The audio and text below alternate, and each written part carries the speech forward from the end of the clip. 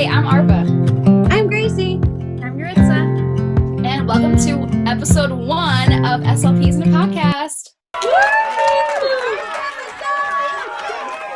We're finally here, guys. Yes, we are so excited to be here and to share our dream of making a podcast together.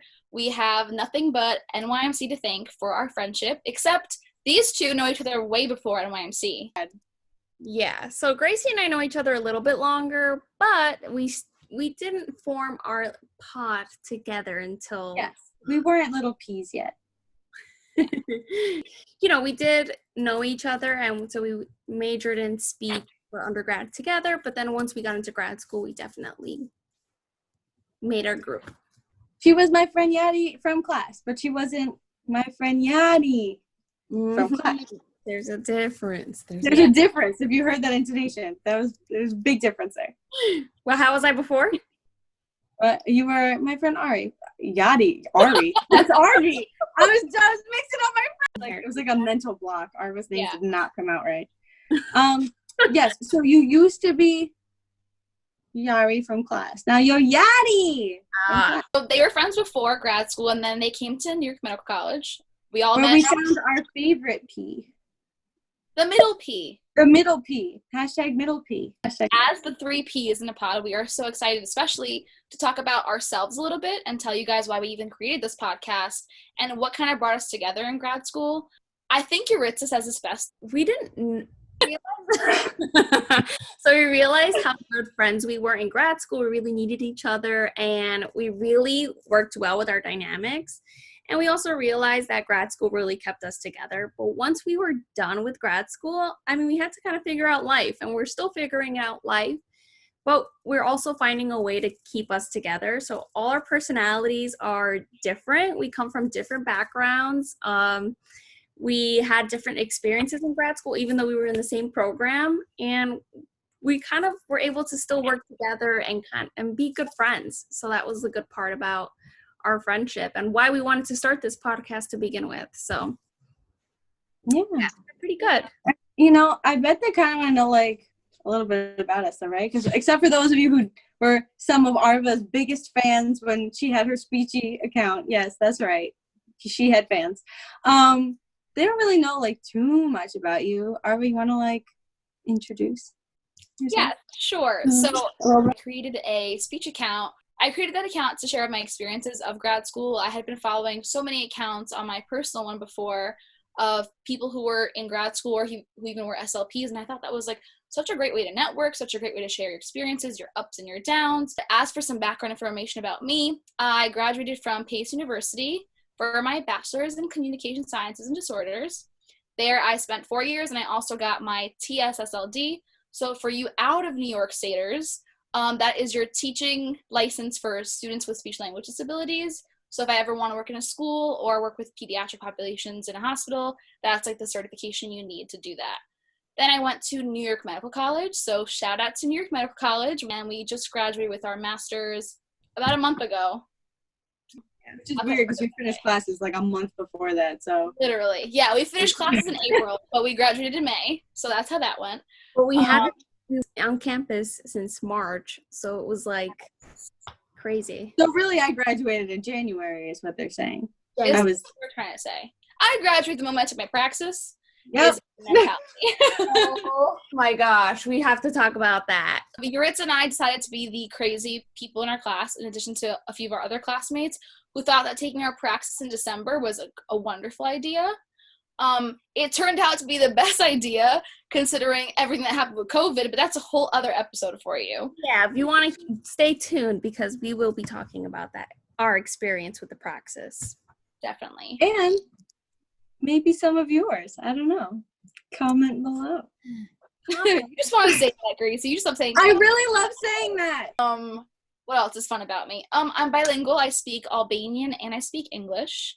And so I was what's the word, Yadi? Because Yuritsa's in her bilingual extension at Teachers College. You're a simultaneous language. Simultaneous. So I was a simultaneous language learner. And the reason that I kind of shout Yuritsa out in here is not because she is bilingual only, but because she's the bilingual queen. Bilingual extension now. So I hope that I could share with everyone a lot of information that I've been learning. So it helps me and Gracie stay on our toes with bilingualism and multicultural stuff as well. So we appreciate it always. Especially because I can't even kind of speak another language. I've tried so hard. They don't like me. English barely likes me. Barely spell in English. I can't spell. I can't spell. Oh my gosh. Do not ask me to spell. Since we're on the topic of Gracie spelling, I think it's a good time to switch to Gracie.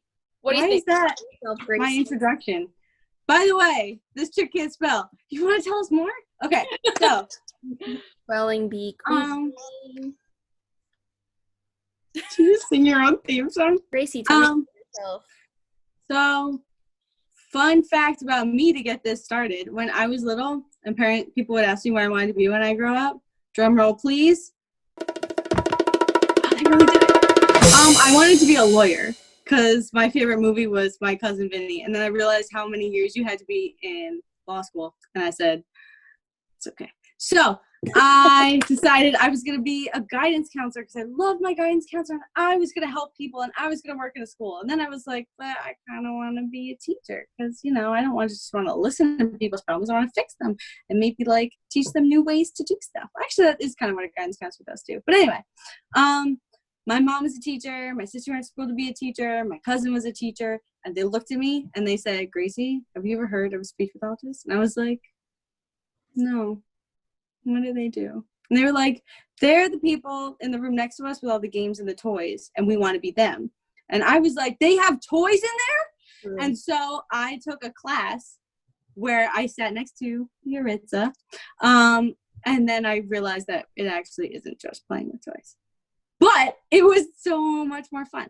So I loved speech after that, and then I just stuck with it ever since. But yeah. It's been a fun time. I think that's always the first question though, why are you an SLP? If you go around the room on the first day of class, you're like, and what's your name? Where did you go to undergrad? Oh, I went to Iona College, by the way. I forgot that. That's where I met Yuritsa. We both went to Iona College. Yeah. And another question they always ask you is what's your favorite field of study? So I love feeding because I like to feed people. But if I had to come with a second place, it's the hearing impaired. The hearing impaired are my bread and butter. I love kids that can't hear, adults that can't hear, the people in the middle who are right here. Oh, gosh. Gonna laugh at that a little bit? No? All right. Well, Arva, what about you? I know you're also, I saw this little, she is the feeding queen. If Yadi's the bilingual queen, Arva's the feeding queen because right now I still come to Arva with advice for feeding clients. I need her help all the time because she is the feeding queen. I love feeding. It's something that Gracie and I bond over a lot, but my specialty or my bread and butter is medically fragile peds patients and especially the pediatric dysphagia. I absolutely love pediatric dysphagia. We'll be able to talk a little bit more about our externships and our clinical experiences. And I think the good part about Gracie's experience is that she had that pediatric feeding aspect, but also the hearing impaired too. So we'll be able to talk more about that. Yeah, we all had such different placements too, which was really great. You really did. Yeah. Which were always fun to talk about in class. Someone would come in and we'd share a story and I'd be like, you saw what yesterday? That's brand new information. Everything was it was nice to talk to each other every day. Yeah. I miss that, the connection. I miss that. COVID! Anyway, sorry. But you were triggered. Before we actually move on to Yuritsa, I forgot to mention how I even got into speech pathology. You didn't roll out of the bed, or out of the crib, or out of the womb and go, I'm going to be a speech pathologist. When I was little, I wanted to be a dentist, a teacher. Really? Yes. And then I wanted to be an actress. I did have that one. That passion lasted up until junior year of high school when I was looking at careers and I was but my mom actually works in the schools and she told me, why don't you get speech pathology? And I was like, what is that? I had no clue what SLP was, way before then. So but the funny thing is, if you say to somebody, oh, remember the speech teachers? You're like, oh, yeah. But speech language pathologist doesn't exist. But speech teachers, we all know. I don't even know if the speech teachers, though, if I'm going to be honest, I don't even remember ever seeing one or like speaking to one because I never needed speech services, but I don't think I even had any friends who were receiving speech services, at least in high school. Maybe when I was younger, they probably did it, but I just was like, oh, they're going to gym or they're going to the bathroom. Like, that's why Miss K took them out.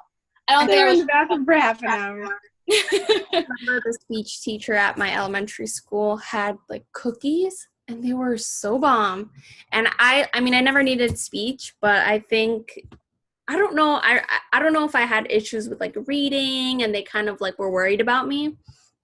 You know, bilingualism, sometimes that happens to you. And the speech teacher had cookies and they were so good. And I was so upset that I didn't get speech because I just wanted those cookies. those poor cookies that you're never going to have. They didn't give you a cookie. I know. If you were cute enough, they should have just given you one. I That's thought just them being rude. if they pulled you out, that means you got cookies and you played with games. Yeah. And part of that is true. That is why I wanted to go into speech. To eat cookies and play games. I'm a cookie monster. So why did you go into speech, Yadi? Oh my gosh. Honestly, like that's what my sister calls me, the cookie monster. So my start to speech is just kind of, it's different. You know, both my parents are, you know, they're not educated. They didn't have jobs in like education or the field. And I was a first generation college student. You know, my family's from Mexico. And I kind of was just thrown into knowing that I wanted to receive an education. I wanted a good job. But the main thing behind the whole reason why I was doing this, because I wanted to help people. So I didn't know what direction I wanted to go, but I know I wanted to help people. That was like the driving force. So at Iona, I, you know, did my freshman year really not knowing what I was going to do. And I was lucky enough to attend this like seminar where they were giving free pizza and you would just have to like sit down and like watch the presentation. So I was like, sign me up. And, you know, they would always like you would like write your name in and your major. And I always had undecided. I never knew what I was going to do. So I was literally going just to have free pizza for lunch. And it was one of the, what's the word? Professors? Having aphasia. The director, the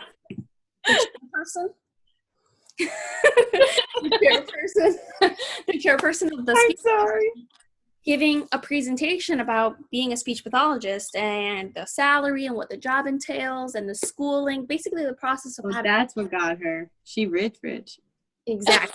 And then I was like, oh, this is a cool profession. It doesn't seem easy. It seems like it's going to be a challenge, and I'll have a secure job. But again, the main thing was like I wanted to help people. So I took one class, and that one class was Little Miss Gracie was there, and I was kind of hooked after that. And I just kind of I hooked you. Okay. And then I would I feel so left out from not being in school with you guys. You didn't miss much. So after then, I kind of just threw myself into it, and I decided that's what I was going to do. And I did my master's program with these two lovely ladies, but I started my bilingual extension right afterwards at Teachers College, Columbia. So that's like the last part of what I want to do to like complete everything. I want to have my bilingual extension. I want to learn exactly what it is to treat children who are bilingual, and you know, that's like get back to my community. That's the main thing that I've been wanting to do. So I hope this podcast is a resource for people, but also a place for us to connect and for SLP students to relate to us, because we're still learning and we're still figuring it out as we go, with our own different experiences. And I think that, you know, I really hope that you can see into our journey as we try to follow our dreams. I kind of said that. Yeah, I completely agree with you, Ritza. I think that like the main reason that we started this podcast in a selfish way is that we wanted to make sure that we like were able to talk every week and able to connect and like talk about our clients if we have any, like, or just like things that we're interested in, or just even catching up like on a regular personal basis. Like, how was your weekend? Like, sometimes it's hard, life gets in the way. You know, Gracie's in her clinical fellowship right now while Ritza and I are looking for CFYs.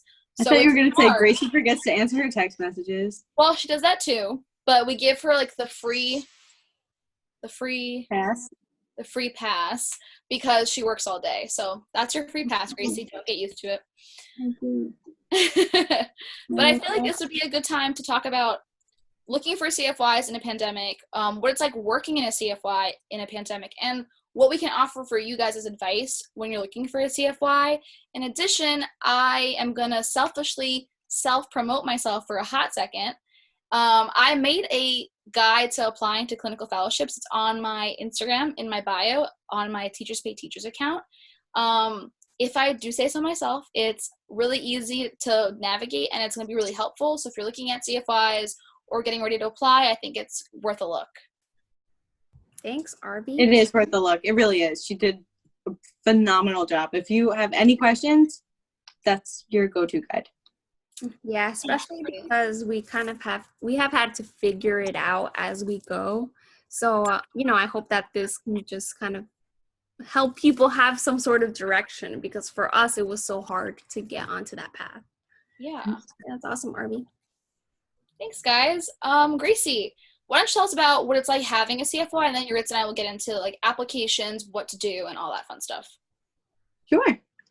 Well, when I first applied for the job, it was actually the first interview I had, and it was a week before the lockdown. I went in and I had a fun conversation with my now boss, and it is at an early intervention agency, and they also do CPSE work, and it's been a lot of fun. It's something I didn't think I would see myself doing. I really wanted to be in a hospital, but then the world happened. So I was like, I was given this opportunity. Somebody hired me, and I don't want to waste it. So I'll take the job. It really. But then it turned out to be a wonderful thing, and I love it. I have some feeding cases. Consultant Arva is always on call because sometimes things get really tricky, especially now that everything is telehealth. It has been a learning curve for not only new CFs, but seasoned clinicians. You get really set in your ways on how to do things. And I guess in that way, I'm kind of lucky that I'm new to this. Like my first opportunity was this way, that I didn't have like my own routines set up yet. It's just been really interesting. And something that all of the CFs at my job have really agreed was a positive that came out of telehealth was that I think a part of the job that we all kind of take for granted is parent counseling. At the end of the session, it's kind of something we instinctively come out and go, he did really great today. So we worked on this, this, and this. Maybe do this for next week. If you can get to it, try to do it. Maybe like during dinner or whenever, like just try to squeeze speech in. Thanks. But now I need the parent to be me. I need them to be the clinician there. And they are becoming so aware of what we do, why we do the things we do, the little things they do. I get to see what their day-to-day life is like. It really is the least restrictive environment. I'm in their home. I'm following their kid around. He has a tantrum and mom apologizes. I say, look, this is life. And it is what it is. And we just have to do what we can. But it has been a really fun time.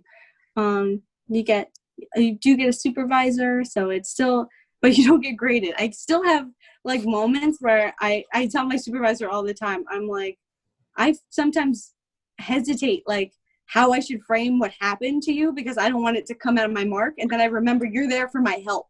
Like if I had a question, I just need to be open and honest about it. And she goes, honestly, that's probably the hardest thing getting out of grad school, is that you're no longer being graded by your progress reports. Like I will read it and I will help you reword things, but it's not like you just got to be for that. Like, oh no, this is a second draft. It's fine. Like it's okay. We all need someone to proofread our work. And I always need someone to proofread my work because I can't spell. No, that's so interesting that you give that perspective, because I'm still kind of in that mode where I don't know how I'll be. And like now hearing your experience, now I feel like I need, I'm going to have to remind myself that I'm not a student anymore, that I'm a, CF, I'm an actual practicing SLP, and I need to be confident in myself. So yeah. And when talking to parents and you're noticing these things, like in class, sometimes you'll review a video of a parent and a kid and you'll go, what do you think the parent did wrong? And then in real life, you have to tell the parent, what do you think they did wrong? And that thought always terrified me. But now it's, it's part of the job because they have to be me. And I go, do you see the way I'm going to do it first and then you try it the way I just did it? And then the parent runs the rest of the session. It's kind of like a really interesting moment where you didn't realize how much you knew until you were the only one there. You know what I mean? Like sometimes you feel like your supervisor's there, you could look to them, you ask them a quick question, but when you're on your own, you are the source. You are the expert. And you have to remember that you're the expert because you just went through all of this school. You're supposed to be the expert. And if you're not, it's okay. You tell the parents, you go, I have to ask somebody.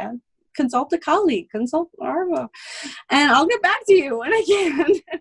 I think it really goes to show with, I think I had said this before, but when you're out of grad school, you feel like you know nothing and like a lot of things at the same time. Like I feel like I have such a great basis of knowledge and I feel like I learned so much in graduate school and I feel like I was really taught like the best I could possibly be taught. Shout out to New York Medical College. We had a wonderful education and I still somehow have like imposter syndrome a little bit. So seeing you like thriving in your CF is like so nice to see.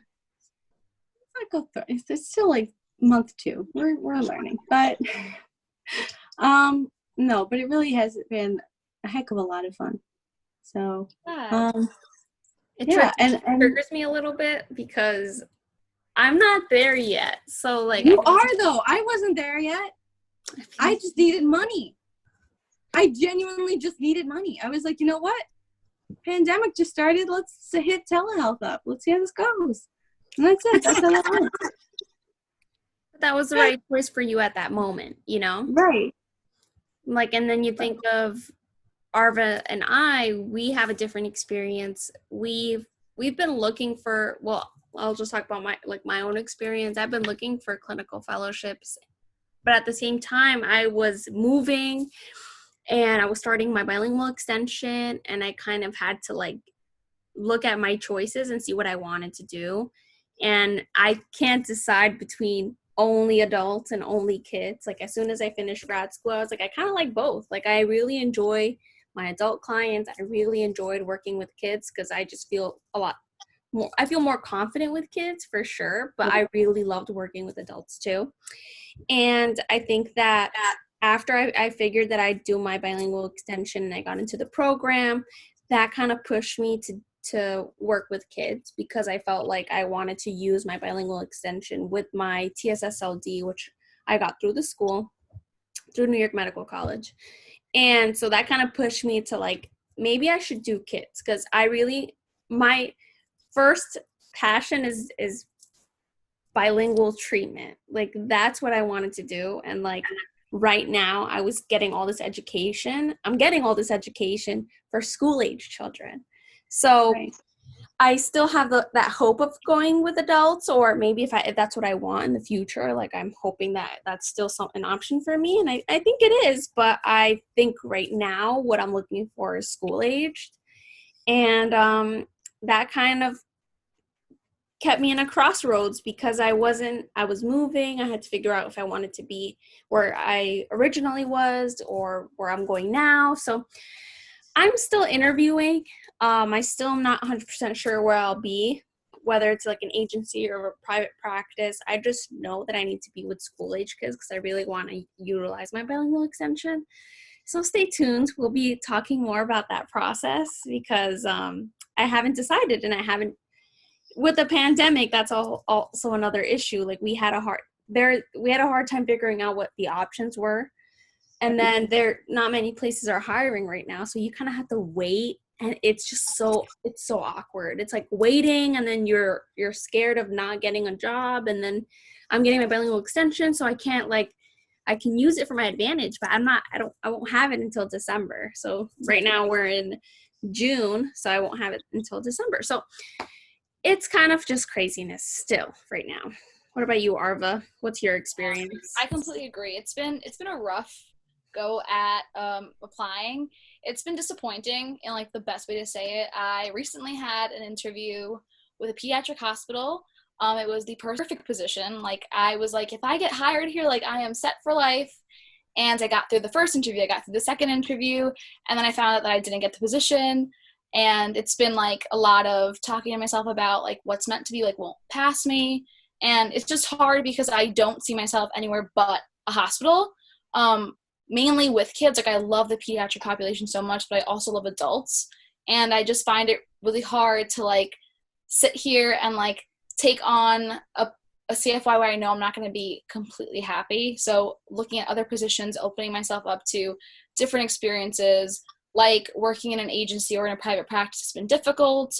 A lot of the agencies that I've been looking at are mainly in schools, or they're serving school-age children, which is like actually the opposite of what I want to do. Like, I want to be with kids, and I personally, like, I only see myself in a hospital in the future. Like, that's the end all be all for me. So getting a CF that's going to be in a hospital is like the dream.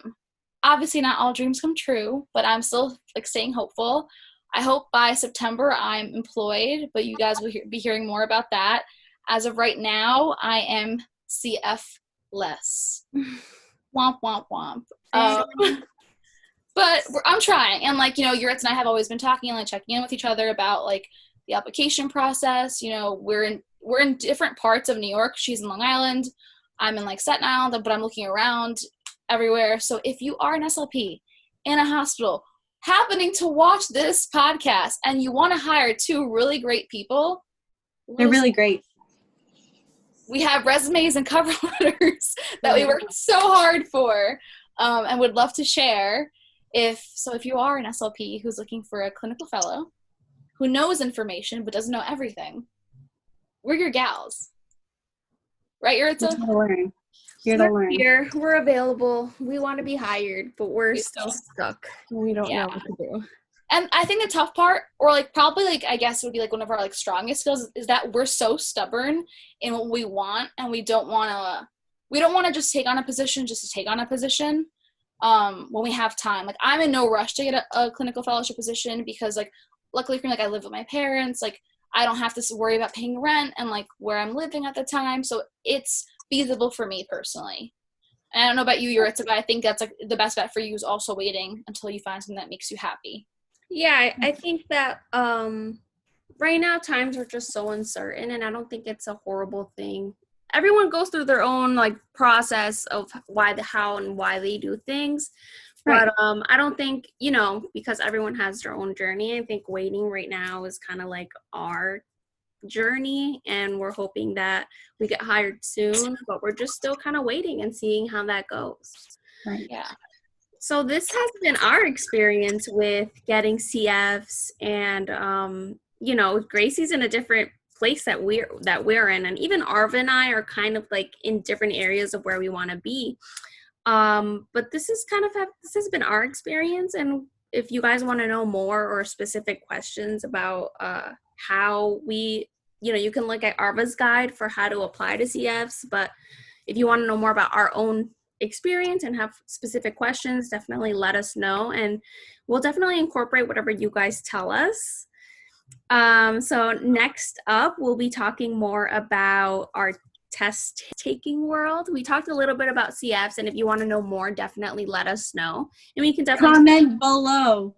And definitely comment some questions. But in the meantime, for our next podcast, we'll definitely be talking about the tests you need to take to get into grad school, and the praxis, the GRE, anything else you need to be certified as an SLP, and tips and more. Just comment whatever you guys want to know about that specific topic too, so we can know what you guys want to know. Kind of gauge our episodes to what you guys want to see from us. This is us. This is what we're going to be like every week. Expect laughter, expect giggles, expect happiness, expect all the emotions and above. And if you want to follow us and keep up with our shenanigans, please follow us at SLPeas in a podcast on Instagram, or our personal SLP accounts, Arva TSLP, Yuritsa SLP, and Gracie ZSLP. If you want to ask us some questions or send an email, we are slpsinapodcast@gmail.com. Thank you all so much for watching, and stay tuned for episode 2. Thank you all. Thanks, everyone. Goodbye. Bye. Good day. I don't know when you're watching this.